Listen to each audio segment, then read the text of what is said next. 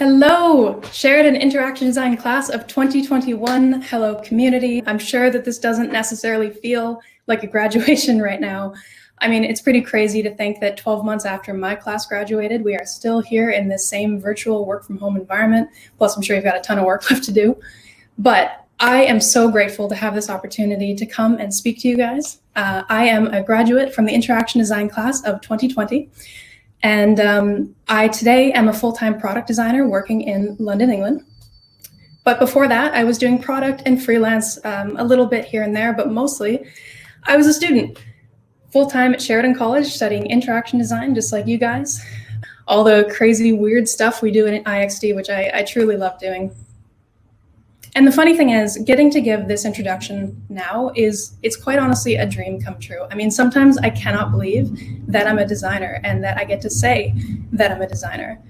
Because the reality is that being a product designer is actually a very, very recent part of my identity. But I'm pretty sure that the majority of people at Sheridan, especially classes and under years, if you don't know me very well, you probably define me by it. But really, just like you guys, most of you anyway, I've had a job since the age of 16, and not until I was 25 did any of those positions have really anything to do with design. You know, I worked at a grocery store, I waitressed in a seafood restaurant, dairy bar, bartending, a lot of retail. And I was in school that whole time, but before interaction design, I was studying art and philosophy, and before that, just whatever I could get my hands on. So all of these things, they actually make up the majority of my resume, and they make up the majority of the identity that I have. And I relate to these things more than I relate to the concept of being a designer. But many, and probably most of you guys, still only do know me as Alex the designer. And I started to learn this and realize it in a really big way in the last year, because in the last year is the first time in a very long time that I'm not a student, and then I'm just out here, you know, working and living a life as a designer. And I've been very lucky that I've had the chance to have a lot of conversations with some of you guys. And it's been to sink in over time, like, wow, these guys, they don't see me as how I see myself. They don't see me as like maybe a waitress or an intern or a student or somebody confused. They see me in a lot of ways as a design mentor. And I think that's emphasized by things like giving the space to come and talk to you guys. That's crazy to me. And even weirder, it's actually kind of terrifying. It's terrifying because I've had a lot of mentors over the years, and I always hoped to be one someday. But I guess I just thought that transition into being a mentor would be a lot more like logical. Like it would make more sense. It would be like, ah, yes, now is the time that I'm allowed to give people advice on what to do because I've figured it out.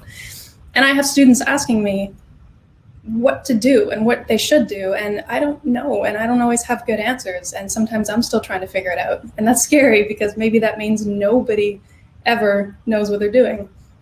You know, slightly scary. I mean, I could tell you about my experience, I could tell you about the things that I've done in my life, but how did I go from being a high school student on Prince Edward Island to being a product designer in London, England? The instructions were a little bit unclear. But it's also scary because not knowing that messy context about people can be very misleading. When we zoom too far in on somebody else, somebody that we think is in a parallel position to us, we can make the mistake of comparing ourselves too literally with someone who we just assume is in the same situation, coming from the same place. The truth is we meet people at these very, very complicated crossroads, yet despite all the mess that comes before and all the mess that comes after, we have a habit of taking a snapshot of this moment and measuring our position against other people as if everything else is equal. I actually had a student ask me in one of these conversations if they don't have a job offer lined up by the end of their 4-year degree, does that mean that their degree was actually a failure? Which is horrifying, but I understand it. I understand that thinking and where that feeling comes from. And I mean, I'm not saying that I don't consider parts of my career a success. I worked hard to get here and I am working hard to keep it. And all of you guys that you do have job offers lined up and you got great internships, you should be absolutely proud of yourself. You worked hard for them and you certainly deserve them. But on this point of measuring your success based on someone else's position, you're certainly not alone in that. It's just not a logical thing to do. For one very, very specific reason. Trajectory is more important than position. I'll tell you what this means and why I truly do believe it to be true by telling you a little bit of my experience and how I eventually learned this lesson. When you look at me now, you see the position that I'm in. You see the position that I've allowed to be public, the one that I allow to stay around at Sheridan, the one that I put on Instagram. But the truth is, when I look at me, I see every position I've ever been in. And I used to let that weigh quite heavily on me, even during Sheridan, even during my growth in this career so far. Going all the way back to high school, which is crazy. I was one of the first students to graduate from the International Baccalaureate program in my province. And I'd always kind of defined myself right away in high school as being the kid that got good grades. Like that was sort of a thing that I measured success. That became my baseline. But the truth is, when I actually got my marks back, and in IB, they measure across the entire world. So you get this is truly who you are sensation. I had very below average grades, and my math and history, I actually almost failed both of them, which was an interesting start to my academic career. And it was the first time I remember having this dissonance between who I thought I was supposed to be and who I might actually be. So I started university with a little bit of a chip on my shoulder. And for those of you who don't know me, my first degree was actually not at Sheridan. I studied philosophy at the University of Prince Edward Island. And I felt very strongly like I had to show up to the school and prove myself that the grades that I got a year ago were wrong. That was not me. I'm gonna now prove myself. And I wish that I could say that I landed there and had 4 perfect years, that I nailed it on every level. And the truth is, again, definitely didn't. There was actually this one time that I walked into an exam, sat down, read the exam, and then waited a couple minutes while I kind of held together the pieces of my damaged pride, and I wrote an apology to the professor on the back, and I handed it in, and I dropped the course. And then coming to Sheridan, even that had a very similar humbling experience to it. I mean, in my last year or two of university, I had a lot of great people point out, you draw all the time, maybe you should consider art as your career. Maybe that's what you're meant to be doing. And it really sunk in as like, yeah, that's it. That's how I'll define my success. It's not that I'm an academic. It's not that I'm a philosophy legal expert. It's that I'm going to be an artist. Of course, I wasn't doing well there. I'm going to go absolutely ace it here. So I jumped into creating my portfolio, and I had this sort of pride that I hadn't had in a couple years, where I like finally knew this is the path that I would be on. And now I'm going to just nail it with flying colors. And of course I did not. I failed miserably. My grade was far below average. It wasn't even, it was not worth bragging about for sure. But it was a deeply heavy moment because it felt again like I had fallen short of a measure that I needed to hit in order to get to this point of being proud of myself and being happy and being in the right direction. And fun fact, 2 days after that happened, I was actually laid off from my backup plan. That's life for you. But the good news is that gave me the gall to try again because I had no foundation left. So I still picked everything up, and I moved to Ontario, and I went to Sheridan to try one more time at applying to the animation program. And this portfolio, I worked 10 times harder on this than anything I'd ever worked on it before in my entire life. It was like, now I'm not just going to do good, I'm going to do great. And of course, as you can imagine, it was basically the same terrible score. Like, how does that even happen after a year? And it was amazing that this was only 4 years ago now when I look back on it, but it felt like I just had this pattern of expecting something and not reaching it, and expecting and not reaching it. And obviously we know where this goes. I got lucky because I discovered interaction design. And it was a program that was just starting at Sheridan, and it just really matched with a lot of the things that I was interested in. And when I got into it, I started doing pretty well. I think I had a pretty good carrot balance mix of genuinely enjoying what we were studying, but also really feeling terrified that I was running out of things to fall short of. And when I finally started getting professional work, to be honest, I think I still had that expectation that I was just going to be handed internships and handed jobs, and it really didn't happen. And even the jobs that I did get, I was surprised, and I shouldn't have been surprised, but I was surprised at a lot of the harsh feedback that I got, the difficult feedback, the proof that I had so much room to grow. And it did get to a point that was bad enough that I genuinely thought that maybe I would fail this too. The thing is, despite what position I might be in now, the truth is I never hit the ground running. And that hit so hard over and over and over again because I thought that I would. I actually thought that I had to. I'd created this false dichotomy in my head of successful versus unsuccessful.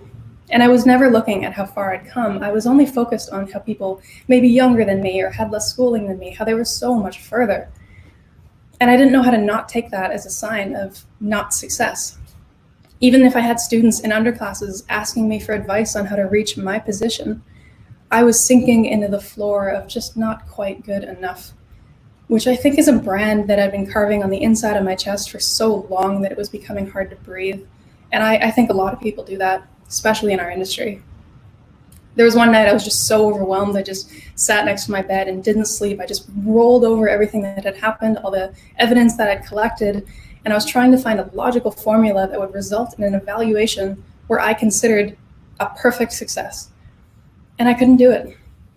And why would I feel this way? After doing well in school, after getting the jobs, what right did I have to feel that way? And it's because this is just what we do.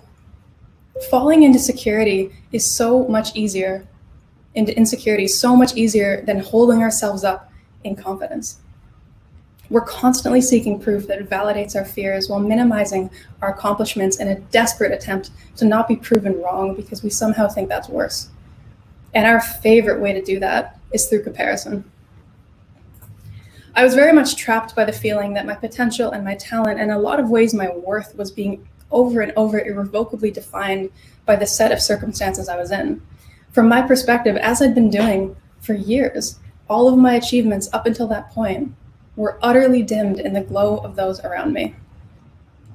It didn't matter that to get to this position I had to achieve so much. That wasn't what my mental state was doing. Instead, I was just focusing on the fact that I had gotten this high only to find out it was my limit. Okay, this is consistently a bummer, but I promise this gets better.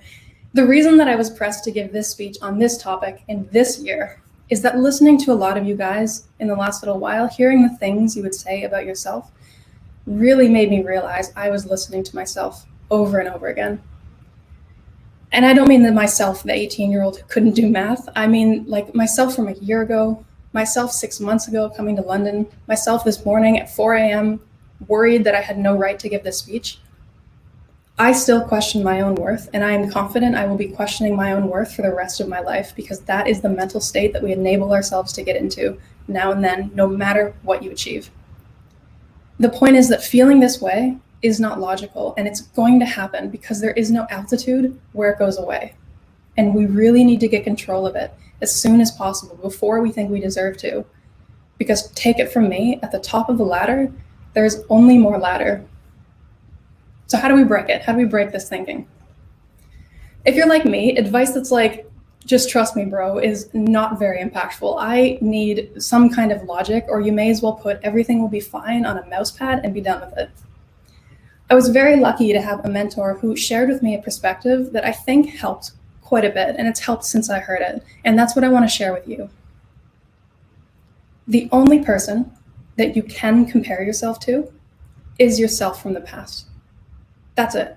That is the only person that you have any right and any logical reason to compare yourself in. It has a logical foundation, and that's why this works for me personally. So she drew as she talked, making a dot for me and a dot for the designers, the people that I perceived as above me, doing better than me. And yeah, in this light, it does feel like underachieving. But then ignoring that, setting aside what other people are doing, she drew another dot from me where I was months, years earlier. That's the growth, that's the trajectory that she's seen in me so far. And quite honestly, it's the growth that I'd seen in myself. None of these positions were positions that I wanted to be in. None of them were ones that I was particularly happy sharing at dinner parties or wherever. But in retrospect, genuinely, there was actual trajectory there, and that means that trajectory could be infinite. In this light, if I had money to bet, would I bet on a trajectory like this? Yeah, absolutely. The only thing that you can observe about other people is the information about their position, and it's a very weak observation. You're not getting very much of the whole story. And only you're the only person in the world who can really know your own trajectory. And it's just logic. No matter how narrow that incline might be, how narrow it might feel, up is up. Where you are right now, The things that are limiting you right now are just right now. If you can continue to look back every couple of months, every year, every little bit of time, if you can look back and see some growth, then the positions that you want to achieve, no matter how high, can be achieved. So how do we get there? Well, unfortunately, on the topic of achieving high goals, I have 2 pieces of bad news, but I have 1 piece of good news, so I hope that's worth it, and hang in there. The first piece of bad news, it's not always just about hard work. And this one really, really sucks, but especially in our industry, it is a truth that we should not ignore. Who gets opportunities and who doesn't it's often more about talent, more than talent or ability. And that's just because this is a human system and human systems are prone to error. But there can be timing, favoritism, privilege, convenience, bias, proximity, or just pure dumb luck. This is another reason why it's very critical not to compare yourself too literally with the people that are around you, because there's just too many factors that you can't account for. But the second piece of bad news, hard work is still the minimum. I know. This is where you push yourself to be honest about the work that you've been putting in. And I want to be clear that I'm not worshiping being busy. I don't think that you should push work above all else. I don't think you should set high career goals just because you think that you should.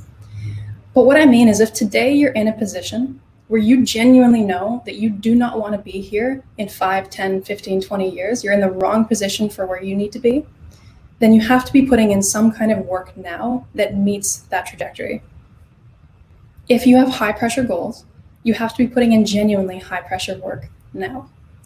And unfortunately, no one else can set that line for you. Your teachers, your friends, your parents, even your collaborators, some of them will absolutely say, stop, don't worry about it, you're at the level. You only know this. It's kind of like the worst thing about fitness. If you're doing it right, it never gets easier, and no one else can feel that except you.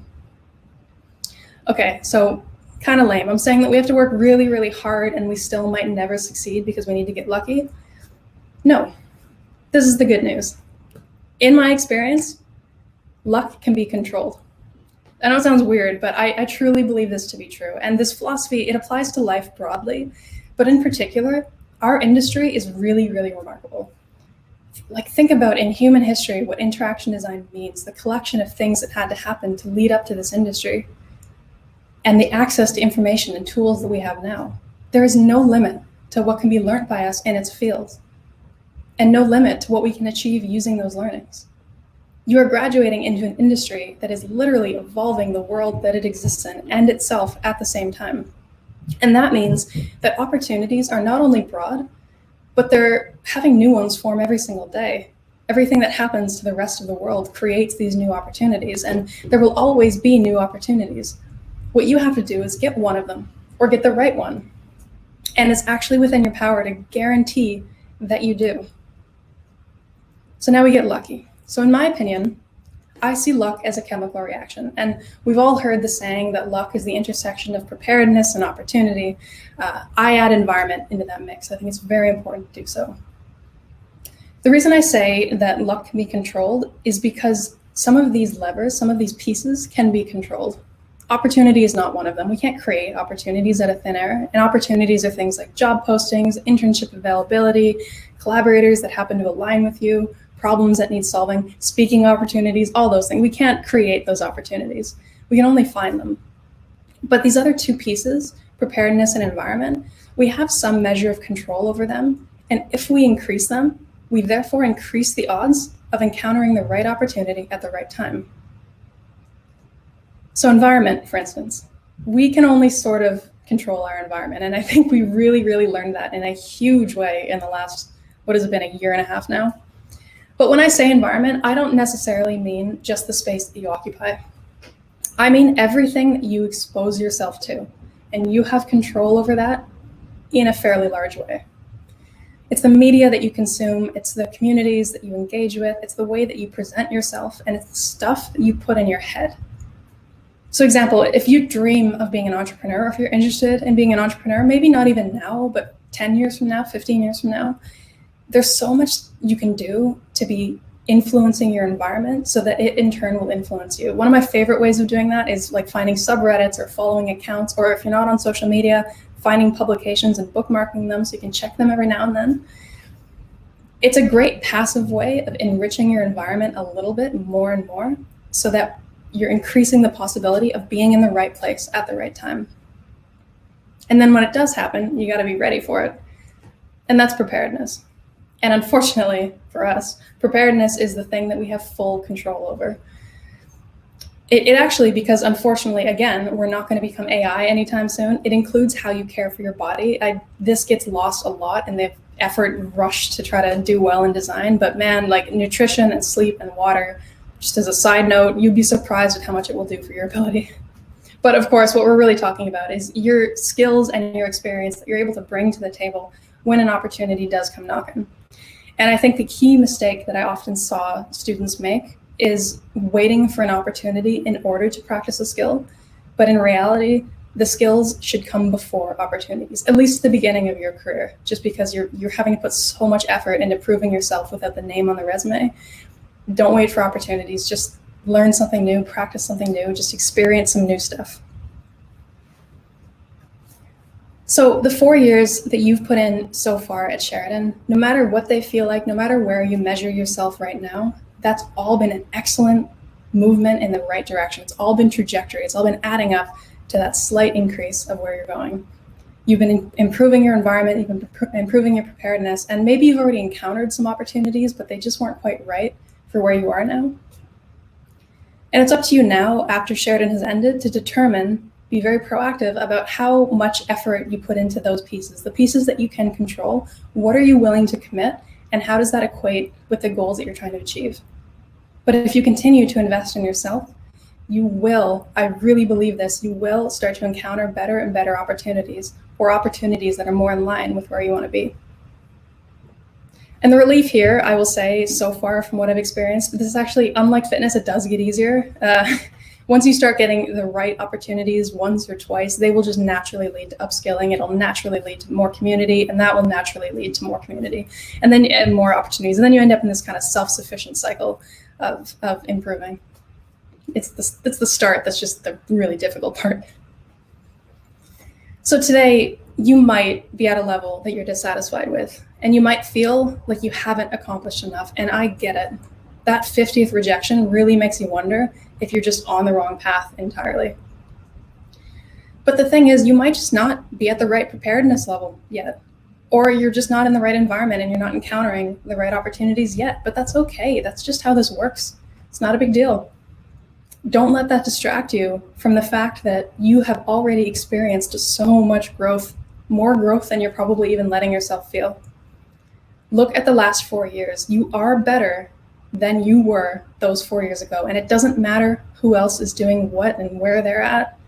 And it doesn't matter by how much you've grown. Up is up. So take stock of the environment that you're building, what you're exposing yourself to, and how much effort you're putting into being prepared. Make sure that it aligns with the goals you want to be in. Just make space for growth, and you will find that growth will come. And trust me, while it will look nothing like you expected, it will not match to your timeline, and it will be well beyond your plans. You will get your opportunity. Because up is up.